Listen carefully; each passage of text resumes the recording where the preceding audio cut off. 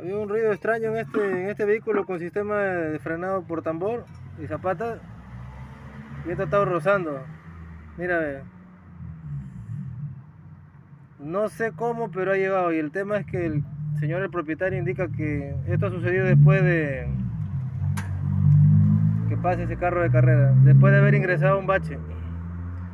Mira, se habrán olvidado tal vez en el trabajo de zapatas, porque este está más delgado que el de acá. Pero el tema siguiente es esto. Estos rodajes están como mis rodillas. Así que se tienen que cambiar, ¿ya? Igual lo vamos a probar ahorita.